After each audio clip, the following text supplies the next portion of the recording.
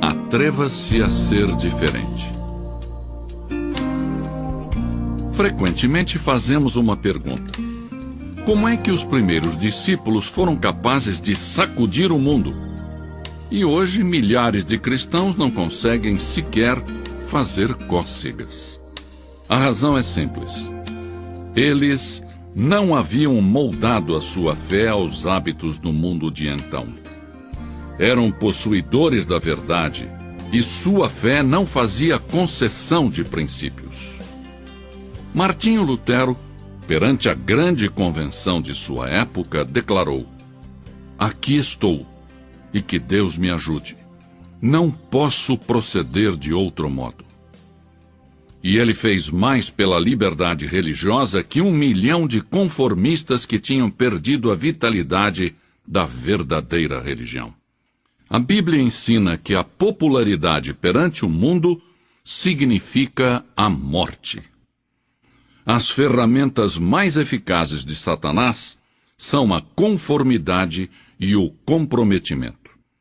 Ele sabe que um homem plantado no meio de um povo pagão é capaz de fazer com que muitas pessoas se voltem para Deus e declarem: porque não me envergonho do Evangelho de Cristo, que é o poder de Deus para a salvação de todo aquele que crê.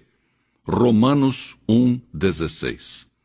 As palavras do apóstolo Paulo: já não vivo de acordo com as regras deste mundo, pesam e significam muito para nós hoje em dia.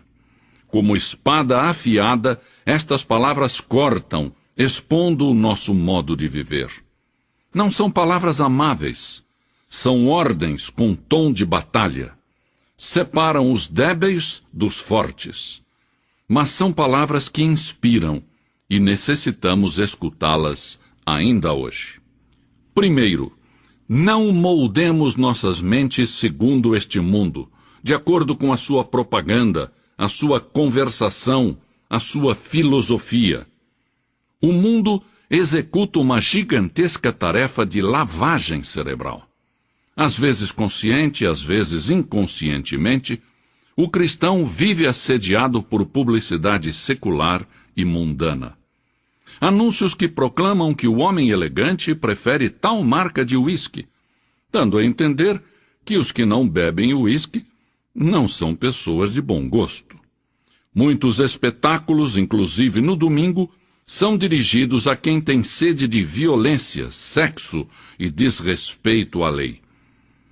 Parece que um cérebro poderoso e diabólico rege os assuntos deste mundo, e que o seu objetivo principal é lavar o cérebro dos crentes para que se amoldem a este mundo. As coisas do mundo ameaçam contaminar a corrente de pensamento cristão. Satanás estará batalhando para distrair você cada hora de se dedicar a ler a Bíblia e a orar.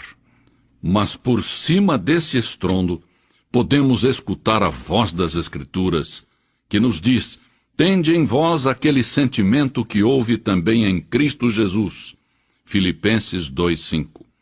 E não vos conformeis a este mundo, mas transformai-vos pela renovação da vossa mente, para que experimenteis qual seja a boa, agradável e perfeita vontade de Deus. Romanos 12:2. Nós cristãos não devemos nos amoldar às ansiedades do mundo. Há muitos cristãos que torcem as mãos dizendo: que desastre este mundo! A Bíblia nos diz que o mundo e seus desejos passarão, e que ele perecerá num cataclismo de julgamento. Nós, cristãos, devemos ser luz no meio das trevas. E a nossa vida deve mostrar tranquilidade, paz e gozo no meio da frustração, da confusão e da desesperança. Em segundo lugar, não devemos nos amoldar ao mundo no físico. Este nosso corpo está destinado a ser templo do Espírito Santo. Não devemos nos prostrar perante os templos de Baal. Devemos apresentá-lo completo a Deus, como sacrifício vivo. O nosso vestir, as nossas atitudes e os nossos atos devem ser todos para a honra Uai, seu app de vídeos curtos.